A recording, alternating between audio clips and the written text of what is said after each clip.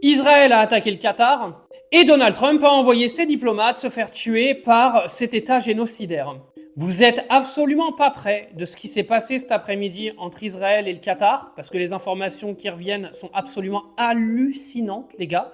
Donc écoutez bien ce que je vais vous raconter, parce que là, on a passé à un autre niveau en termes de géopolitique. J'en ai connu des conflits comme ça, mais alors là, les gars, c'est tordu de chez tordu. Alors là, c'est les sources Axios, Sky News, toutes les grandes sources aujourd'hui qui sont censées être des sources fiables. On nous apprend qu'une délégation du Hamas se rendait au Qatar, donc à Doha en l'occurrence, pour aller négocier un cessez-le-feu avec les Qataris et les Américains. Car aujourd'hui, les négociations se font sous médiation américaine et qatari. Sachant cela, Israël s'est dit, tiens, ce serait bien le bon moment d'aller envoyer quelques bombes sur Doha pour aller tuer ceux qui sont en train de négocier un cessez-le-feu qui font partie du Hamas. Et si on prévenait les Américains que nous allions attaquer pendant cette négociation? Oui, Donald, oui, c'est le terroriste qui est à la tête d'Israël aujourd'hui. Je vais attaquer la délégation américaine et la délégation du Hamas qui s'est rendue au Qatar pour les négociations, ok? T'es ok? Je peux tuer tes diplomates, y a pas de problème? Ok, merci Donald. C'est exactement comme ça que ça s'est passé, les gars. Faut savoir que les États-Unis ont confirmé qu'ils étaient au courant de l'attaque d'Israël et ils n'ont absolument rien fait pour l'arrêter. C'est-à-dire que Donald Trump a dit ok. Allez bombarder le building pendant le cessez-le-feu, d'accord, pendant les négos. Il y a des diplomates américains qui sont présents, mais c'est pas grave. Vous allez tuer ceux du Hamas, les diplomates américains, on s'en fout, on en trouvera d'autres.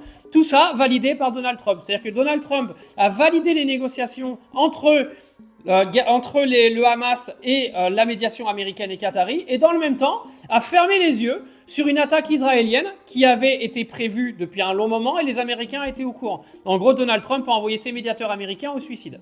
À la Maison-Blanche, a confirmé avoir eu connaissance de l'attaque, d'accord? Mais sans dire si Washington avait explicitement donné son feu vert. Alors même s'ils n'ont pas donné leur feu vert, les Américains n'ont absolument rien fait pour empêcher l'attaque israélienne sur les installations à Doha.